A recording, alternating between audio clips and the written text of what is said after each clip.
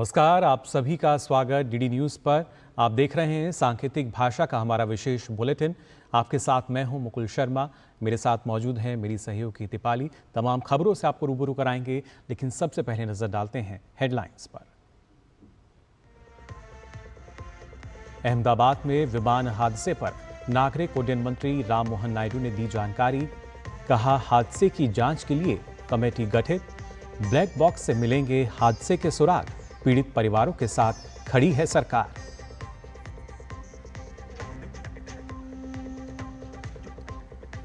प्रधानमंत्री मोदी रविवार से 3 देशों की यात्रा पर साइप्रस, कनाडा और क्रोएशिया का करेंगे दौरा।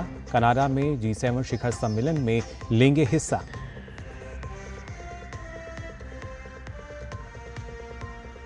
नीट यूजी परीक्षा 2025 के परिणाम घोषित। राजस्थान के महेश कुमार ने किया टॉप। महिलाओं में दिल्ली की अविका अग्रवाल ने मारी बाजी।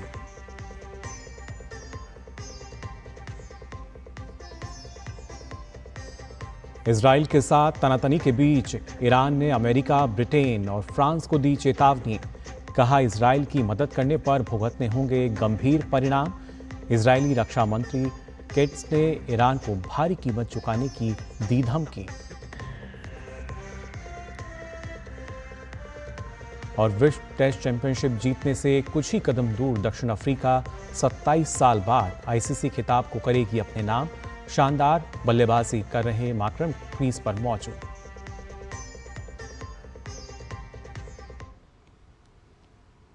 और आइए अब खबरें देखते हैं विस्तार से। प्रधानमंत्री नरेंद्र मोदी रविवार को 3 देशों के दौरे पर रवाना होंगे। यात्रा के पहले चरण में पीएम साइप्रस गणराज्य जाएंगे। 2 दशकों से भी अधिक समय में ये किसी भारतीय प्रधानमंत्री की पहली साइप्रस यात्रा होगी। पीएम वहां के राष्ट्रपति निकोस क्रिस्टोडोलाइड्स के साथ द्विपक्षीय वार्ता करेंगे। पीएम व्यापारिक नेताओं को संबोधित भी करेंगे। वहां से पीएम सोमवार को कनाडा जाएंगे और G7 शिखर सम्मेलन में भाग लेंगे। पीएम की सम्मेलन में ये लगातार 6ठी भागीदारी होगी। पीएम G7 देशों सहित आमंत्रित देशों के नेताओं और वैश्विक संगठनों के शीर्ष अधिकारियों के साथ विभिन्न मुद्दों पर चर्चा करेंगे। वहां पीएम की कई द्विपक्षीय बैठकें होंगी। पीएम यात्रा के तीसरे चरण में 18 जून को क्रोएशिया गणराज्य पहुंचेंगे। किसी भारतीय प्रधानमंत्री का वहां का ये पहला आधिकारिक दौरा होगा। पीएम अपने समकक्ष आंद्रेज प्लेनकोविक के साथ द्विपक्षीय बैठक करेंगे।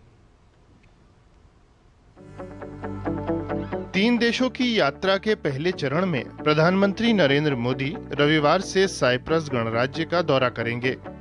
पीएम राजधानी निकोसिया में राष्ट्रपति निकोस क्रिस्टोडोलाइड्स से द्विपक्षीय वार्ता करेंगे। 2 दिवसीय यात्रा में पीएम अन्य शीर्ष हस्तियों से मुलाकात और लिमासोल में व्यापारिक नेताओं को संबोधित भी करेंगे। 2 दशक से अधिक समय में किसी भारतीय प्रधानमंत्री के इस पहले साइप्रस दौरे को लेकर वहां बहुत उत्साह है। I think it's very important that the relations of these two countries will be addressed, and also I have no doubt in my mind that there will be a further strengthening of these relations in various aspects, including economy, science, cultural exchange. Bharat Cyprus के बीच ऐतिहासिक रूप से मजबूत रिश्ते रहे हैं। Bharat Cyprus के आजादी के संघर्ष का समर्थक रहा। 1960 में साइप्रस की आजादी के बाद ये संबंध और मजबूत हुए। 1962 से दोनों देशों के बीच मजबूत राजनयिक रिश्ते चले आ रहे हैं। 1974 में तुर्की ने हमला कर साइप्रस के एक हिस्से को कब्जे में ले लिया। भारत इस समस्या को अंतर्राष्ट्रीय नियम कानूनों के अनुसार हल करने का समर्थक रहा है। साइप्रस की राजधानी निकोसिया एकमात्र राजधानी है जो 2 हिस्सों में बटी हुई है। 50 साल पहले यहाँ पर तुर्की ने कब्जा कर लिया था। उसके बाद यह हिस्सा तुर्की के अधीन बना हुआ है। साइप्रस इस हिस्से को पाने के लिए दुनिया भर में बातचीत करते रहता है, लेकिन अभी तक साइप्रस को कोई सफलता नहीं मिली है और इस हिस्से को सिर्फ और सिर्फ तुर्की मान्यता देता है। दुनिया का कोई भी देश इस हिस्से को मान्यता नहीं देता। साइप्रस वैश्विक मंच पर भारत का मजबूत मित्र रहा है। यूएन सुरक्षा परिषद में भारत की स्थायी सदस्यता का साइप्रस ने हमेशा समर्थन किया। आतंक के खिलाफ भारत की लड़ाई में भी उसने लगातार समर्थन जताया है।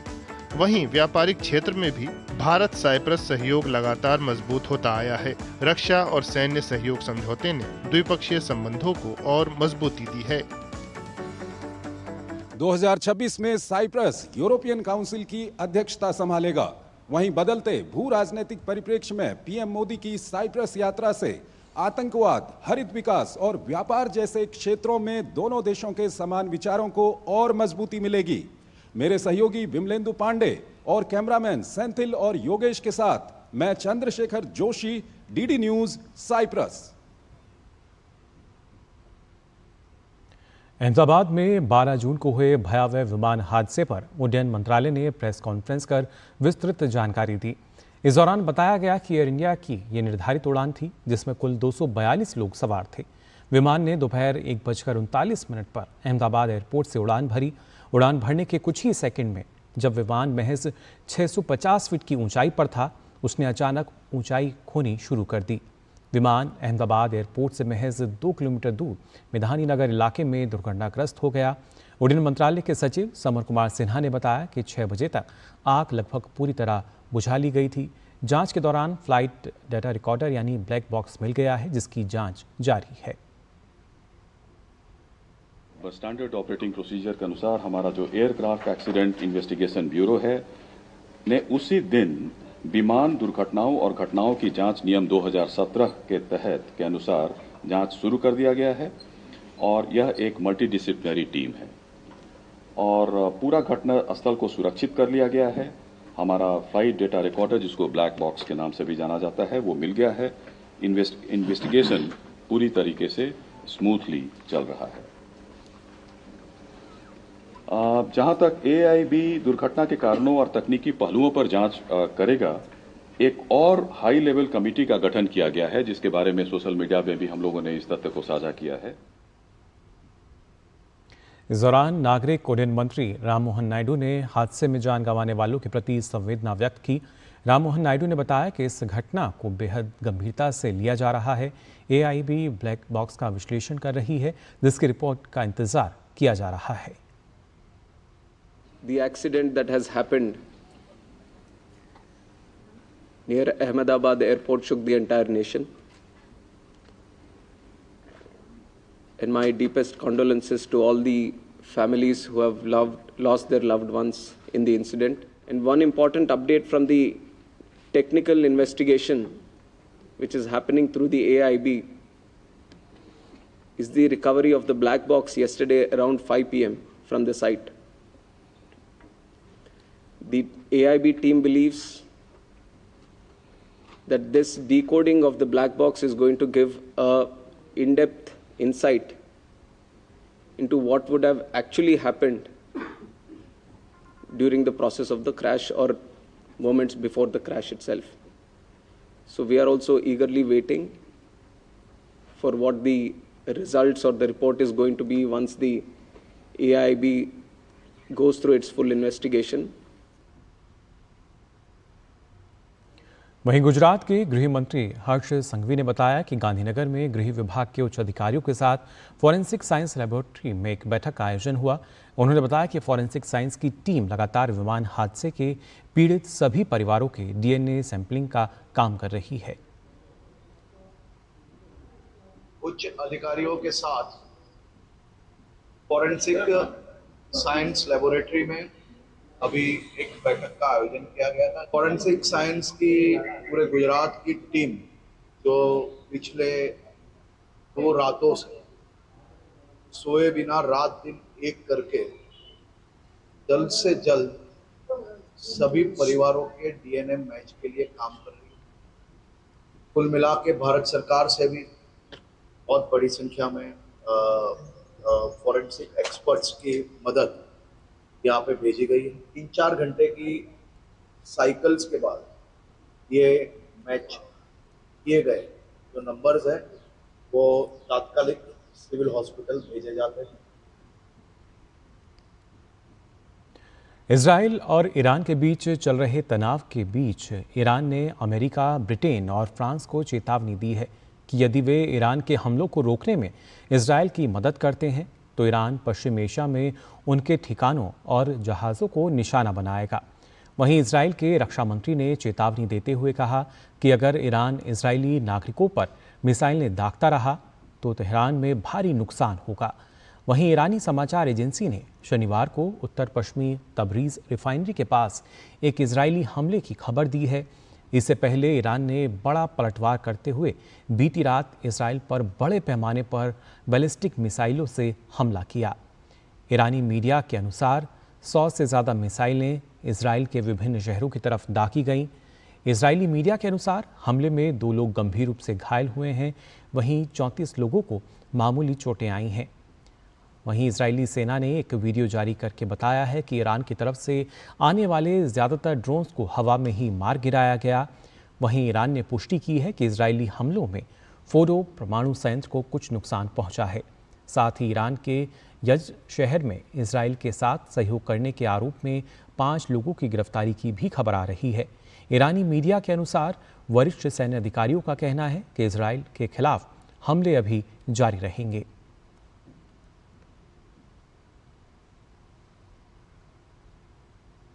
और इस बीच इजराइल में भारतीय दूतावास ने भारतीय नागरिकों के लिए एडवाइजरी जारी की है।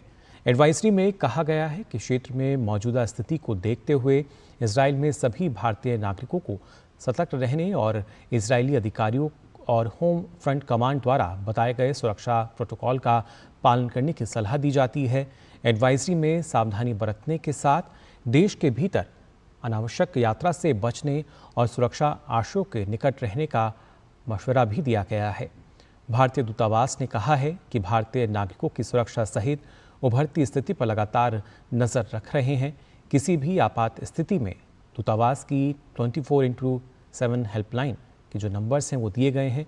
ये नंबर हैं 9725475200711 और 97254327839 इन पर संपर्क करने की सलाह दी गई है।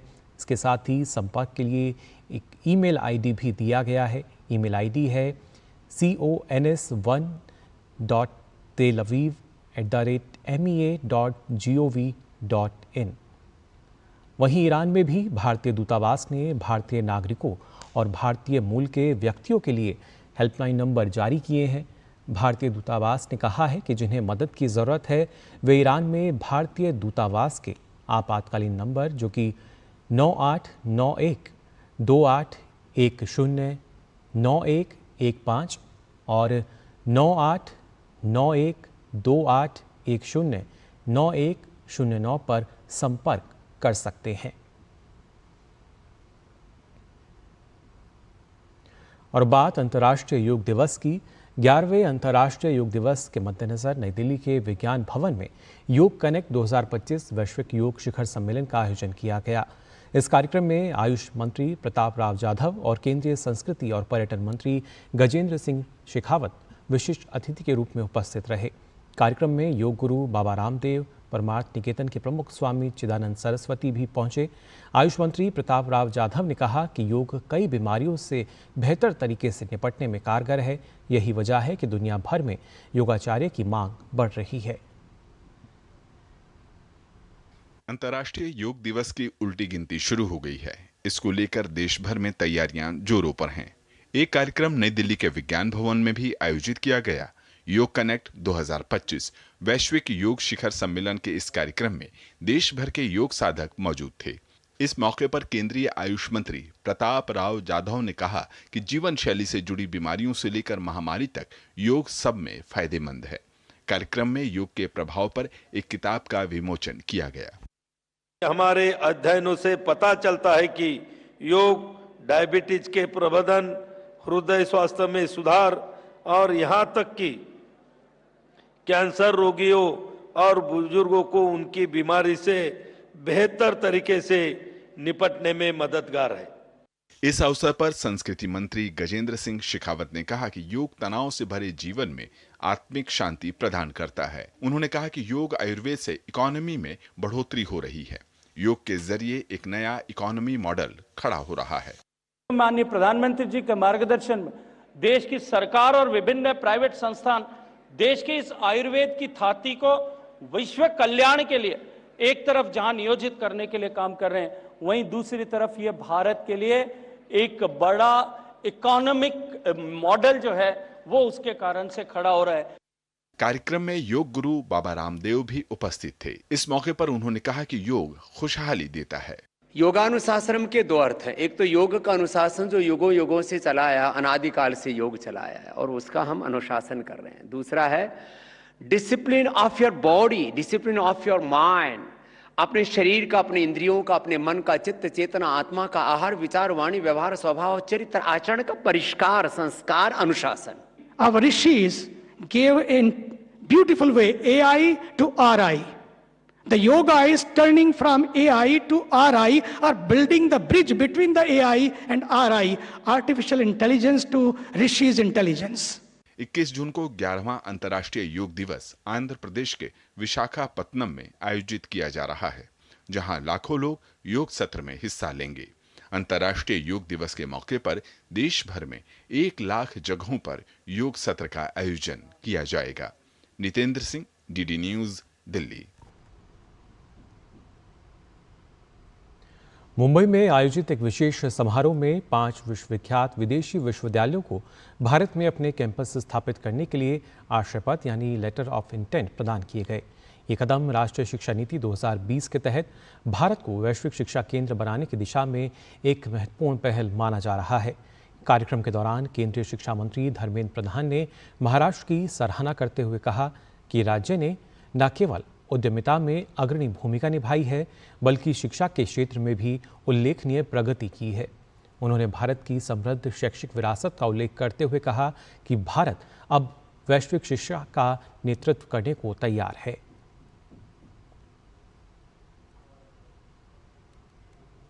In this historic city of Mumbai, a city of resilience and dreams, we have assembled here not just for a ceremony, but to make a bold statement that education will shape our shared future. Today is a landmark moment in our journey towards Vikasit Bharat.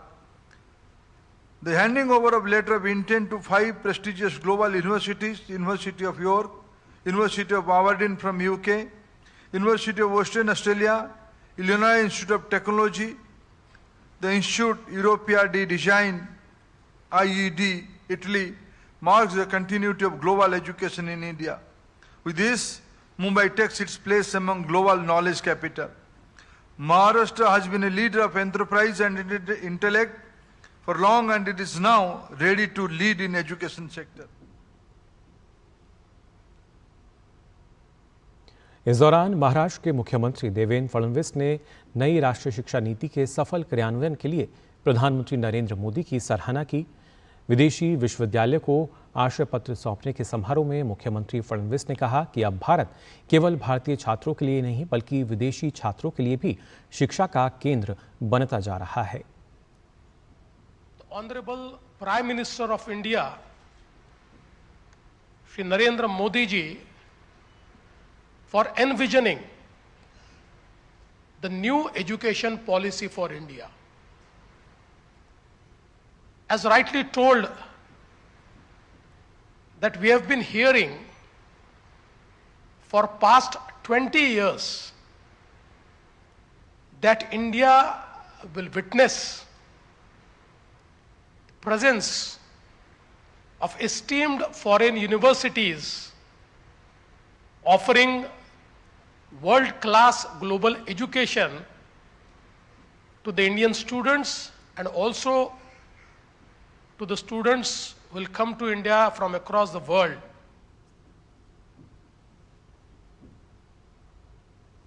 खबरों का सिलसिला आगे भी जारी रहेगा। फिलहाल bulletin में हम यहाँ रुक रहे हैं एक छोटे से ब्रेक के लिए।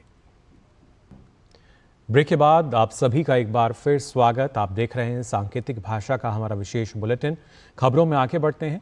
ऑपरेशन सिंदूर के बाद पाकिस्तान को बेनकाब करने के लिए 7 सदस्यीय टीम ने अलग अलग देशों का दौरा किया था। इसमें पूर्व केंद्रीय मंत्री और पटना साहिब से बीजेपी के सांसद रविशंकर प्रसाद भी फ्रांस के दौरे पर गए थे।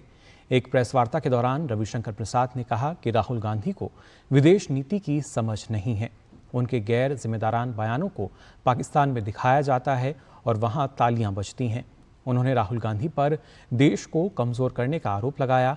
भारत पाकिस्तान रिश्तों को लेकर रविशंकर प्रसाद ने स्पष्ट किया कि भारत और पाकिस्तान के रिश्ते दोनों देशों के बीच तय होंगे, इसमें किसी तीसरे पक्ष की कोई भूमिका नहीं है। कभी राहुल गांधी ने सोचा है उनकी सारी टिप्पणी पाकिस्तान टीवी पर दिखाई जाती है, हवा ताली बजती है? जब देश लड़ रहा है आतंकवाद के खिलाफ तो देश को कमजोर करने में लगे हुए थे। इर्रिस्पॉन्सिबल राहुल गांधी, गैर जिम्मेवार राहुल गांधी।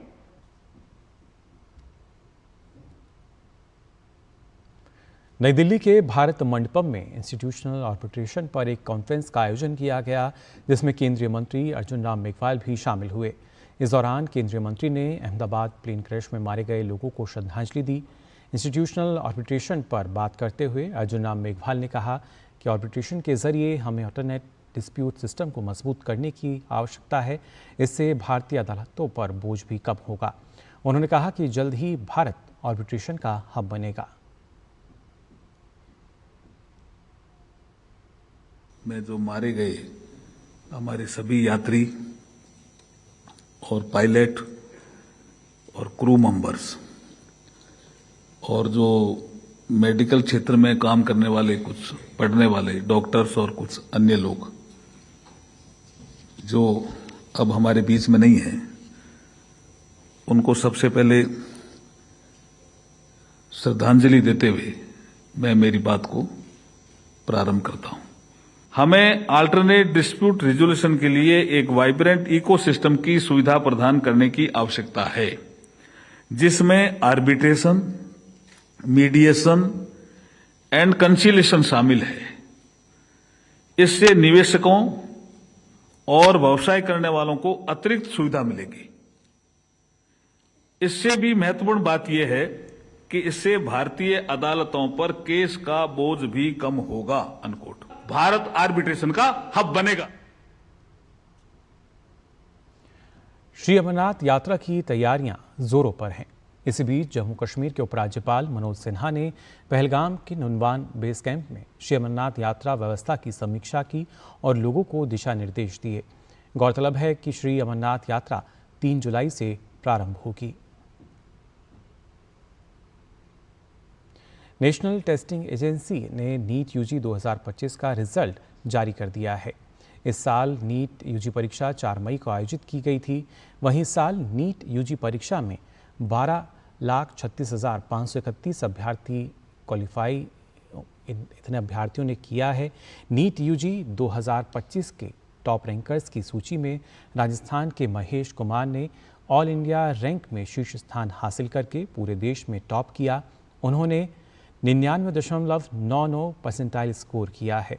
इसके बाद मध्य प्रदेश के उत्कर्ष अवधिया को दूसरी रैंक मिली है, जबकि महाराष्ट्र के कृषांक जोशी ने तीसरी रैंक और दिल्ली की मृणाल किशोर झा और अविका अग्रवाल ने क्रमशः चौथी और 5वीं रैंक हासिल की है। नीट यूजी देश की सबसे बड़ी मेडिकल प्रवेश परीक्षा है, जिसमें हर साल लाखों छात्र MBBS, BDS जैसे कोर्सों में दाखिले के लिए अपनी किस्मत आजमाते हैं।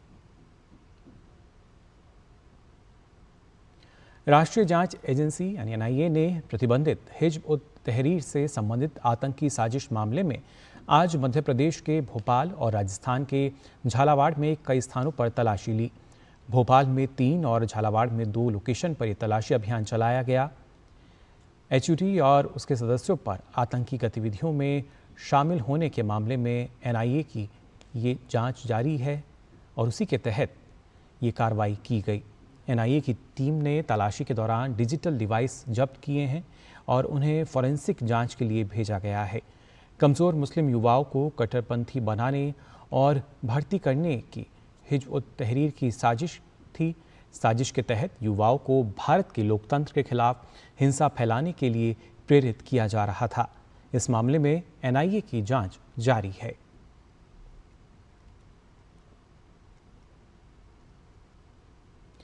बिहार के पूर्व मुख्यमंत्री लालू प्रसाद यादव के जन्मदिन के मौके पर भीमराव अंबेडकर की तस्वीर को उनके पैरों के सामने रखने के मामले में सियासी पारा गर्म हो गया है। इस पूरे मामले पर बिहार के उप मुख्यमंत्री सम्राट चौधरी ने लालू प्रसाद यादव पर निशाना साधा। उप मुख्यमंत्री ने कहा कि लालू यादव के जन्मदिन के दिन बाबा साहब भीमराव अंबेडकर का अपमान लोकतंत्र में शर्मसार करने वाली घटना है। ऐसा करने के लिए लालू प्रसाद यादव को सार्वजनिक तौर पर माफी मांगनी चाहिए।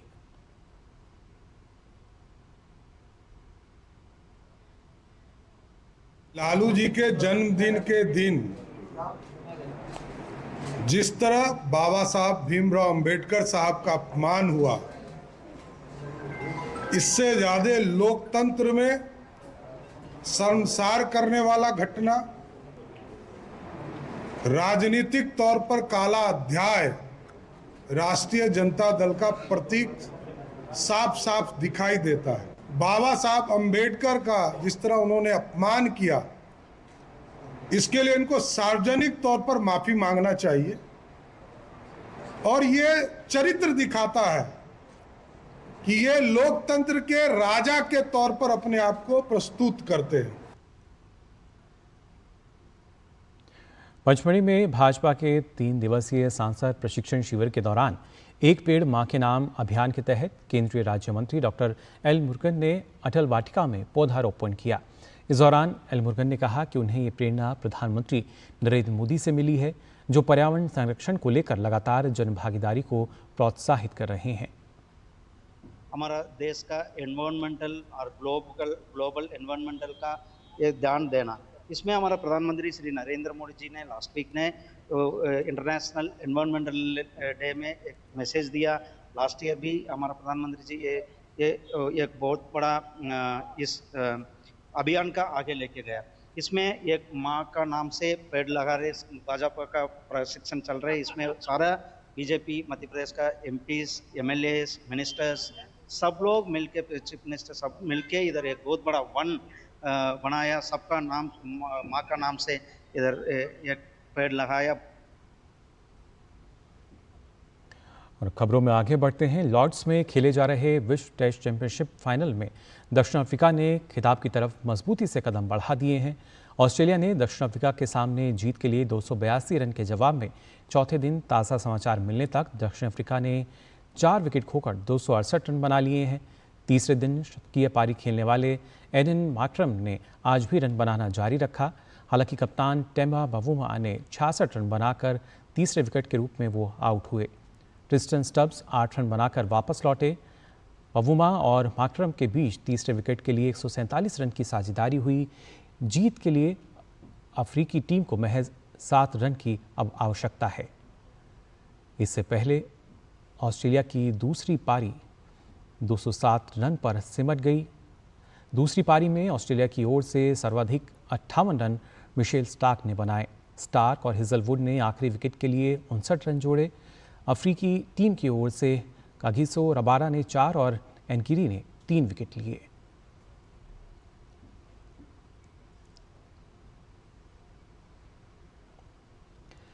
तो फिलहाल के लिए सांकेतिक भाषा के इस विशेष बुलेटिन में बस इतना ही। मुझे और मेरी सहयोगी दीपाली को दीजिए अनुमति। नमस्कार।